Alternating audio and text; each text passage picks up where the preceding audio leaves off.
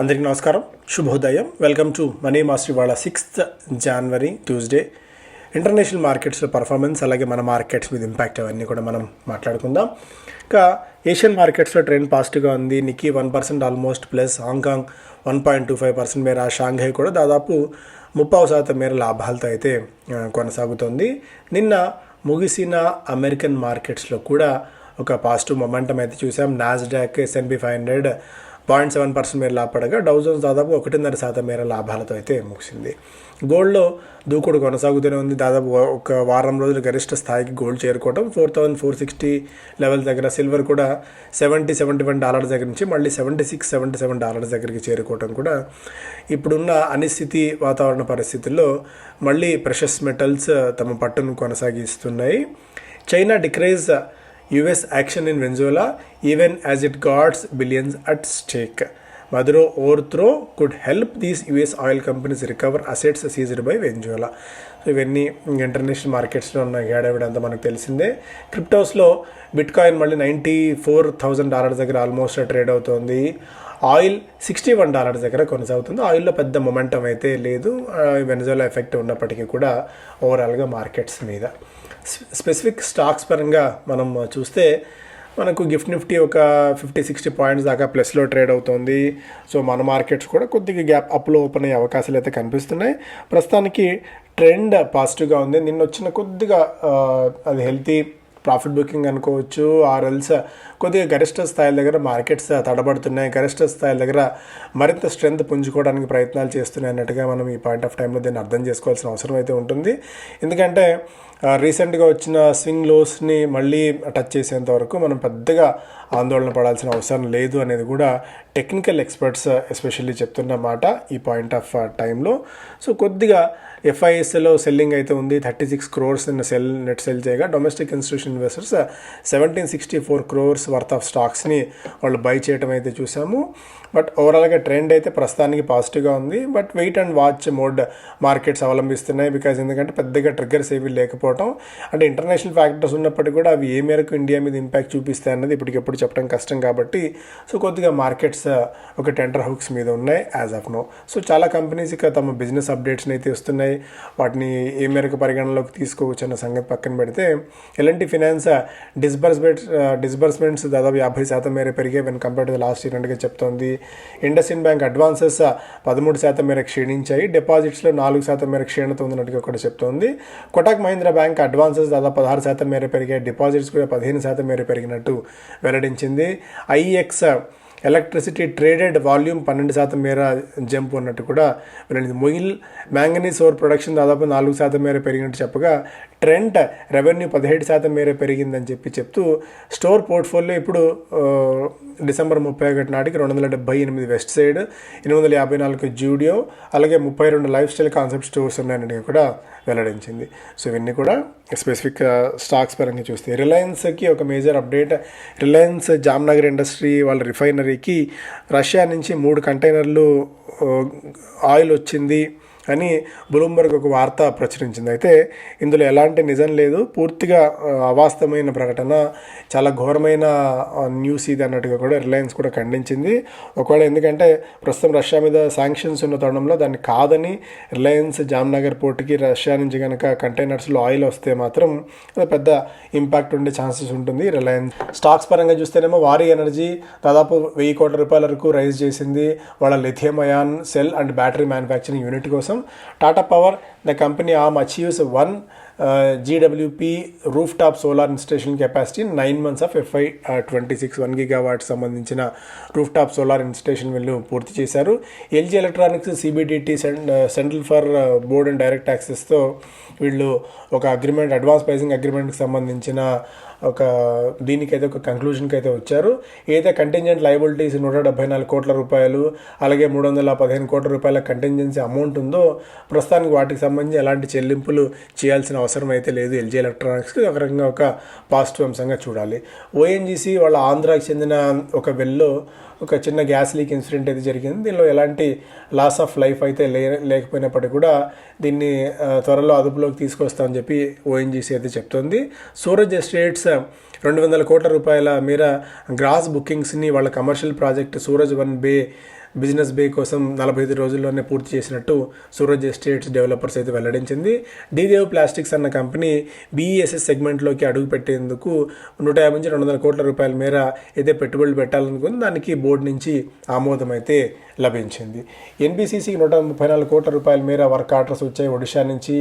డాబర్ చాలా కాన్ఫిడెంట్గా ఉంది. FMCG కంపెనీస్ ఈసారి Q3లో చాలా స్ట్రాంగ్, ఎందుకంటే GST ఎఫెక్ట్ ఉంది కాబట్టి ఒక స్ట్రాంగ్ గ్రోత్ ప్రాస్పెక్ట్స్ని, స్ట్రాంగ్ రిజల్ట్స్ని అనౌన్స్ చేసే అవకాశం ఉంది నెంబర్స్ అని చెప్పి డాబర్ కూడా కాన్ఫిడెంట్గా అయితే చెప్తోంది.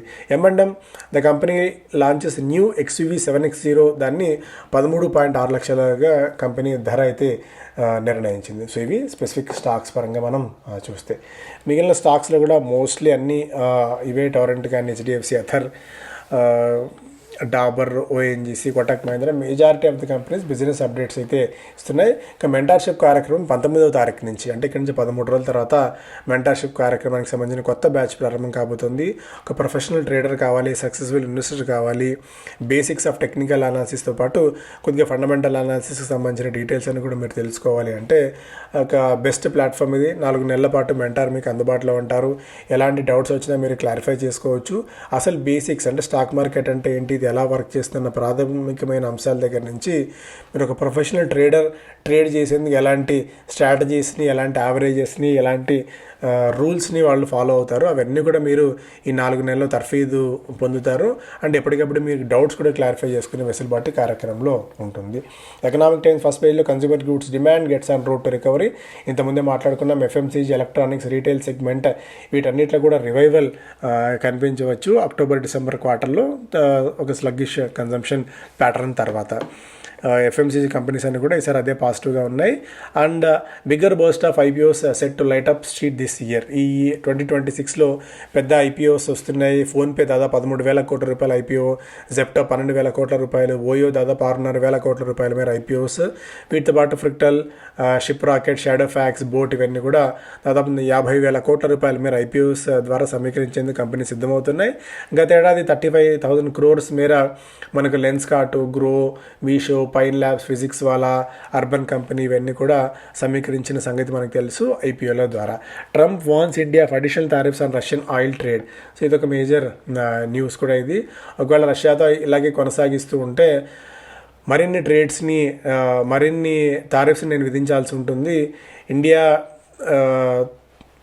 మోడీ ప్రధానమంత్రి ఫ్రెండ్ అయినప్పటికీ కూడా నేను కాస్త అసంతృప్తిగా ఉన్నాన్న సంగతి ఆయనకు తెలుసు. నన్ను ప్రసన్నం చేసుకోవాలి అంటే ఆయన ఇవన్నీ కూడా తగ్గించాలన్నగా డొనాల్డ్ ట్రంప్ అని చేసిన వ్యాఖ్యలను కొద్దిగా ఈ పాయింట్ ఆఫ్ టైంలో మనం సీరియస్గా తీసుకోవాల్సిన అవసరంగానే ఉంటుంది. సో ఇవన్నీ కూడా ఫస్ట్ పేజ్ అంశాలు. Another record comes and goes as the Lal street would rather book a profit. ఈ పాయింట్ ఆఫ్ టైం కొద్దిగా ప్రాఫిట్ బుకింగ్ సినారియో అయితే ఉంది మార్కెట్స్లో, ఎందుకంటే నెక్స్ట్ ఏమవుతుందన్న సినారియో తెలియదు. అండ్ మనకి ఇంతకుముందు చెప్పుకున్నట్టు పదే చెప్పుకున్నట్టు ఒకటి క్వార్టర్లీ రిజల్ట్స్, FIFలో అండ్ ఫిబ్రవరి బడ్జెట్, ఈ 3 మేజర్ ట్రిగ్గర్స్గా ఉంటాయి మార్కెట్స్కి ఈ పాయింట్ ఆఫ్ టైంలో. భారత్ కోకింగ్ కోల్ ఇండియాకి చెందిన కంపెనీ భారత్ కోకింగ్ కోల్ IPOకి వస్తుంది. 21 రూపాయలు, 23 రూపాయలు ప్రైస్ బ్యాండ్తో వీళ్ళు వస్తున్నారు. దాదాపు 46 కోట్ల షేర్లను ఆఫర్ ఫర్ సేల్ ద్వారా కంపెనీ అయితే విక్రయించబోతోంది. దాదాపు 1,071 కోట్ల రూపాయల మేర ఈ షేర్ల అమ్మకం ద్వారా సమీకరించాలి అనేది కంపెనీ ఆలోచన. జనవరి 19 ఇష్యూ స్టార్ట్ అవుతుంది, జనవరి 13న ముగుస్తుంది. ఈ ఏడాది మొదటగా వస్తున్న IPO అయితే ఇది. IT stocks can't Trump fear, traders build bearish bets. ఇక్కడ సాధారణంగా డిసెంబర్ క్వార్టర్ అనేది చాలా సాఫ్ట్ అండ్ స్లో క్వార్టర్ ఇది కంపెనీస్కి. అండ్ డౌన్ గ్రేడ్స్ కూడా ఈసారి ఉండబోతున్నాయి. రిజల్ట్స్ కూడా అంతంత మాత్రంగా ఉండకపోవచ్చు. అండ్ గొప్ప రిజల్ట్స్ని కంపెనీ అనౌన్స్ చేసే అవకాశాలు లేవు. ఇవన్నీ కూడా కొద్దిగా బేరిష్ అండ్ నెగిటివ్ IT కంపెనీస్కి. దీంతో బేరిష్ బెట్స్ కోసం కంపెనీస్ సిద్ధమవుతున్నాయి అన్నట్టుగా కూడా బేరిష్ బెట్స్ కోసం ట్రేడర్ సిద్ధమవుతున్నారు. IT స్టాక్స్లో, IT ఇండెక్స్లో అన్నట్టు కూడా ఒక సంకేతంగా ఈ పాయింట్ ఆఫ్ టైంలో మనం చూడాలి. SIP double MF monthly cross flows at new high. దాదాపు 28,000 కోట్ల రూపాయల మార్క్ని మనం యావరేజ్గా అయితే తీసుకొస్తున్నాము. గతంలో 26 కోట్ల రూపాయలు ఉన్న సిప్ కాస్త ఇప్పుడు 28,000 కోట్ల రూపాయలకి అయితే పెరిగింది. ప్రతి నెల మార్కెట్స్కి రూపంలో డబ్బులు వస్తుండడమే మార్కెట్లకు శ్రీరామ రక్షగా చెప్పుకోవచ్చు. అపాక్స్ to get a taste of ID. So idli dosa అన్న పేరుతో కంపెనీతో స్టార్ట్ అయిన ID ఫ్రెష్ అంతా రిపల్స్ క్రియేట్ చేస్తున్న మార్కెట్స్లో తెలుసుకోవచ్చు. గతంలో ఇందులో ఇన్వెస్ట్ చేసిన అజీమ్ ప్రేమ్జీ అలాగే టీపీజీ న్యూ క్వెస్ట్ నుంచి దాదాపు 25% మేర వాటా కొనుగోలు చేయబోతుంది. లండన్కి చెందిన ప్రైవేట్ ఈక్విటీ కంపెనీ. ఈ కంపెనీలో దాదాపుగా while terms for undisclosed అపాక్స్ will acquire about 25% of ID fresh 4,500 crores. అంటే ఈ లెక్కన మనకి 18,000 కోట్ల రూపాయల దాకా వాల్యుయేషన్ ఉంది ఐడికి. ఇందులో 25% వాటాను 4,500 కోట్ల రూపాయలకు కంపెనీ కొనుగోలు చేయబోతున్నట్టు కూడా ఒక వార్త అయితే మనం చూడవచ్చు. ఐడి ఫ్రెష్ దాదాపు 688 కోట్ల రూపాయల రెవెన్యూ అండ్ ప్రాఫిటబుల్ 2023-24లో ప్రాఫిటబుల్గా కంపెనీ అయితే ఉంది. గత ఏడాదితో పోలిసి 22% మేర వీళ్ళు వృద్ధి కూడా నమోదు చేశారు రెవెన్యూ పాయింట్ ఆఫ్ వ్యూలో. అలాగే క్రూడ్ 2026లో $50 చేరుకోవచ్చు జూన్ నాటికి అన్నట్టుగా కూడా ఎస్బీఐ రీసెర్చ్ రిపోర్ట్లో ఒక అంచనా అయితే కడుతోంది. ఒకవేళ ఇదే కనుక చేరినట్టయితే మనకు మరింత పాజిటివ్ అంశం అవుతుంది. బిజినెస్ స్టాండ్ ఫస్ట్ పేలో Trump warns India of even high tariffs over Russia oil. Banks see strong deposit growth in Q3 outpaced by rapid credit expansion. Move on Venezuela oil lifts Reliance ONGC prospects కూడా first page అంశాలు. అలాగే Muthoot finance all time hit చేసింది. Stock ఇయర్లోనే 70% మేర పెరిగింది. Catholic Syrian bank మనం చాలా సందర్భాల్లో చెప్పుకున్న బ్యాంక్ సిఎస్బి బ్యాంక్ 16% మేర నిన్న జంప్ చూసాం. నెట్వర్క్ టెక్నాలజీస్ రెగ్యులర్ వాల్యూమ్స్ పోలిస్తే 2 వీక్ యావరేజ్తో పోలిస్తే దాదాపు 34 రెట్లు అధిక వాల్యూమ్స్ స్టాక్ 8.5% మేర పెరిగింది. ఇండియా సిమెంట్స్ కూడా ఆల్ టైమ్ హిట్ చేసింది. DMart squeezed in a crowded retail agile. Quick commerce నుంచి తీవ్రమైన పోటీ ఎదుర్కొంటున్న ఈ తరుణంలో డీమార్ట్ పదే తన బలహీనతను ప్రూవ్ చేసుకుంటూనే ఉంది. స్టాక్ దాదాపు 10 నెలల కనిష్ట స్థాయి దగ్గర ట్రేడ్ అవుతుంది. అండ్ సెప్టెంబర్ నుంచి చూస్తే 23% మేర వీక్గా స్టాక్లో అయితే మనం వీక్నెస్ అయితే చూస్తున్నాము. వీక్ సెంటిమెంట్ ఒకటి, ఎందుకంటే same store sales growth SSS అంటాం, ఇది ఇంపార్టెంట్. ఆ సేమ్ స్టోర్ సేల్స్ గ్రోత్ అంత గొప్పగా లేదు. రెవెన్యూ ప్రెషర్ అయితే ఎదుర్కొంటుంది క్విక్ కామర్స్ కంపెనీస్ నుంచి.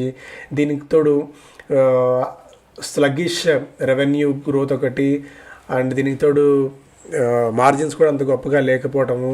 అండ్ సాధారణంగా కొన్ని కంపెనీస్ ఏంటంటే పర్ స్క్వేర్ ఫుట్ ఎంత సేల్స్ అనేది కూడా చూస్తారు. అదే 9,730 రూపీస్ ఉంది పర్ స్క్వేర్ ఫుట్ సేల్స్. ఇది కూడా గతంతో పోలిస్తే 3% మేర బలహీనంగా ఉంది. దీంతో డీమార్ట్ మీద కొద్దిగా నెగిటివ్ మోడ్లో అయితే ఉన్నారు. Majority of the company cell rating కూడా ఇస్తున్నారు డీమార్ట్కి ఈ పాయింట్ ఆఫ్ టైంలో, బికాజ్ ఈ క్విక్ కామర్స్ నుంచి పోటీ తీవ్రంగా ఉన్న ఈ పాయింట్ ఆఫ్ టైంలో.